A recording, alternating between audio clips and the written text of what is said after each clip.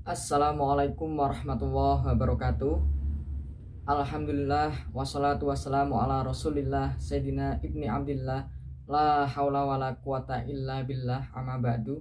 Yang kami hormati Bapak Ridho Riyadi MPDI selaku dosen pengampu mata kuliah isu-isu kontemporer dalam pendidikan Islam, dan teman-temanku yang kami banggakan.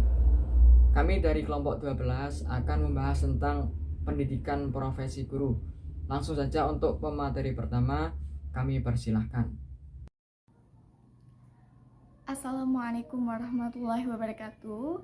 Di sini saya akan menjelaskan mengenai definisi pendidikan profesi guru. Guru merupakan sebuah profesi yang umumnya berkaitan dengan dunia pendidikan.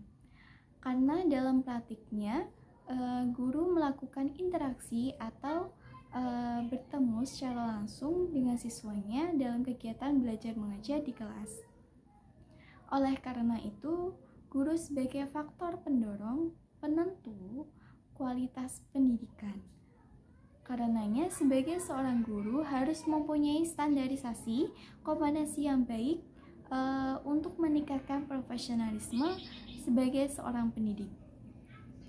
Menurut Kunandar, ia menyatakan bahwa profesionalisme itu berasal dari kata profesi, yang artinya suatu bidang pekerjaan yang ingin atau ditekuni oleh seseorang. Sedangkan menurut Uzair Usman menyatakan bahwa profesionalisme guru itu mencakup beberapa indikator, di antaranya yaitu menguasai landasan pendidikan, yang mana dalam indikator ini berkaitan dengan mengenal prinsip-prinsip psikologi pendidikan, mengenai tujuan dan fungsi pendidikan sekolah dan masyarakat. Indikator yang kedua yaitu menguasai bahan pengajaran, yaitu tentang menguasai kurikulum atau bahan pengajaran apa yang ingin disampaikan oleh siswanya, baik itu pendidikan dasar, menengah maupun menguasai bahan penghayatan. Yang ketiga yaitu berkaitan dengan indikator menyusun program pengajaran, yaitu berkaitan dengan memilih dan mengembangkan bahan pengajaran, memilih dan strategi belajar apa yang ingin digunakan, serta metode-metode pengajaran yang bagaimana yang ingin dan sesuai dengan tujuan pembelajaran tersebut. Yang terakhir yaitu menilai. Menilai dalam hal ini itu sebagai evaluasi terhadap proses belajar mengajar siswanya, baik itu dalam satu semester ataupun dalam 1 tahun. Menurut Permendikbud nomor 87 tahun 2013 menyatakan bahwa program pendidikan profesi guru itu adalah pendidikan yang diselenggarakan untuk mempersiapkan lulusan S1 kependidikan dan S1 atau D4 non-kependidikan yang memiliki bakat dan minat menjadi guru agar menguasai kompetensi guru secara utuh sesuai dengan standar nasional pendidikan yang telah ditetapkan, sehingga dapat memperoleh sertifikat pendidik profesional pada pendidikan anak usia dini, pendidikan dasar, maupun pendidikan menengah. Dalam PPG sendiri atau pendidikan profesi guru sendiri itu, kegiatannya itu mencakup mengintegrasikan penyajian materi workshop dan praktik lapangan yang diselenggarakan untuk mempersiapkan lulusan guru yang mempunyai kompetensi yang baik dan memenuhi standar kualitas pendidikan profesionalisme guru. Program studi PPG ini mencakup ada yang bersubsidi ataupun ada yang PPG swadana. PPG bersubsidi itu adalah penyelenggaraan PPG yang pembiayaan pendidikannya dibantu oleh pemerintah. Sedangkan PPG swadana adalah penyelenggaraan PPG yang pembiayaan pendidikannya ditanggung sepenuhnya oleh mahasiswa atau orang yang ingin menempuh pendidikan selanjutnya. Terima kasih, mungkin itu saja yang bisa saya sampaikan. Wassalamualaikum warahmatullahi wabarakatuh. Materi yang selanjutnya yaitu tujuan dan manfaat pendidikan profesi guru. Tujuan umum dari program pendidikan profesi guru yaitu untuk menghasilkan calon guru yang memiliki kemampuan mewujudkan tujuan pendidikan nasional yang sudah terdapat dalam Undang-Undang Nomor 20 Tahun 2003 Pasal 3 yang isinya yaitu untuk mengembangkan potensi peserta didik agar menjadi manusia yang beriman dan bertakwa kepada Tuhan Yang Maha Esa, berakhlak mulia, sehat, berilmu, cakap, kreatif, mandiri, dan menjadi warga negara yang demokratis dan bertanggung jawab. Kemudian, untuk tujuan khusus dari program pendidikan profesi guru adalah untuk menghasilkan calon guru yang memiliki kompetensi dalam merencanakan, melaksanakan dan menilai pembelajaran, menindaklanjuti hasil penelitian dengan melakukan pembimbingan dan pelatihan pada peserta didik, dan mampu melakukan penelitian dan mengembangkan profesionalitas secara berkelanjutan. Artinya, program pendidikan profesi guru ini berguna untuk melatih para calon guru untuk menyiapkan diri sebagai seorang pendidik, karena pada hakikatnya seorang pendidik itu bukan hanya untuk menyampaikan materi, tapi juga untuk membimbing para peserta didik untuk mengembangkan pemikiran dan bakat-bakatnya. Kemudian manfaat dilaksanakannya program pendidikan profesi guru yaitu sesuai dengan tujuannya tadi, seperti menghasilkan calon guru yang memiliki kompetensi dalam merencanakan. Nah, kompetensi yang dimaksud ini itu terdapat 4 kompetensi, yaitu kompetensi pedagogik, kompetensi sosial, kompetensi kepribadian, dan kompetensi profesional.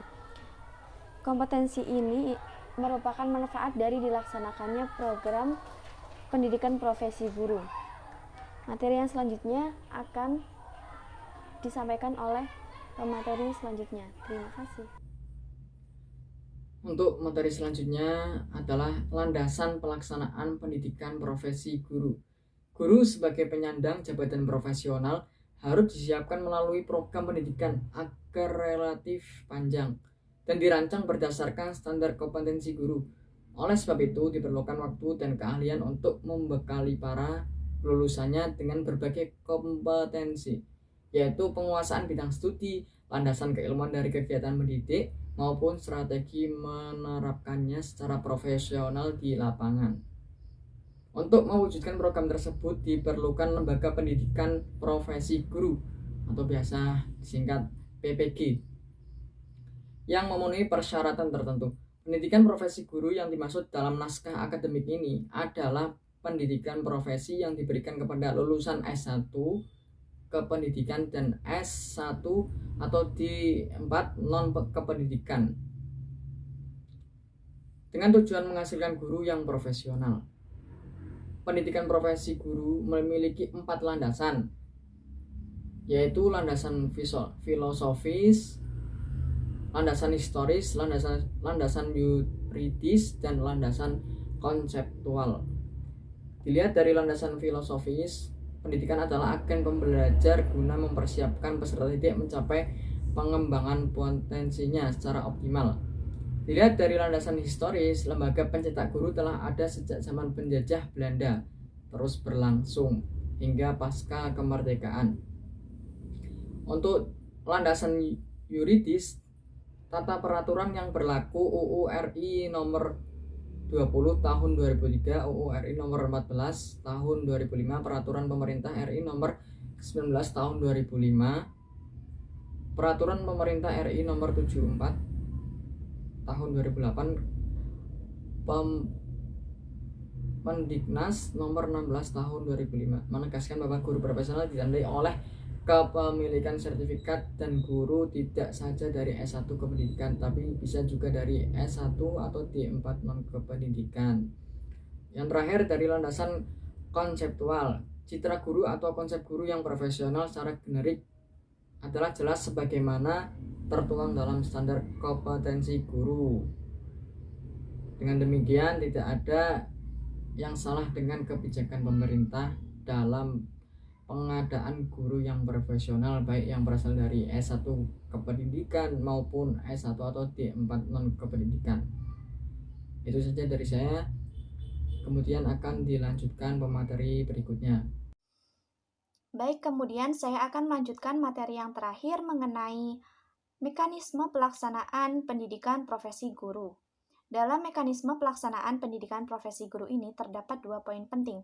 Yang pertama mengenai seleksi administrasi oleh Dinas Pendidikan, yang kedua mengenai seleksi akademi oleh LPTK. Poin pertama mengenai seleksi administrasi oleh Dinas Pendidikan.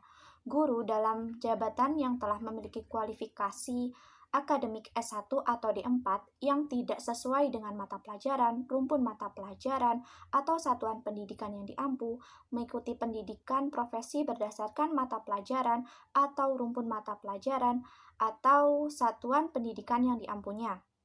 Yang kedua, calon peserta PPG mendaftarkan diri ke Dinas Pendidikan Kabupaten atau Kota dengan menyerahkan berkas-berkas yang terdiri dari pertama ada format isian calon peserta PPG.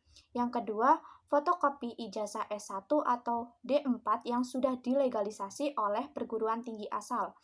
Yang ketiga ada fotokopi SK pengangkatan sebagai PNS bagi guru PNS, SK GTY atau SK dari Pemda bagi guru bukan PNS.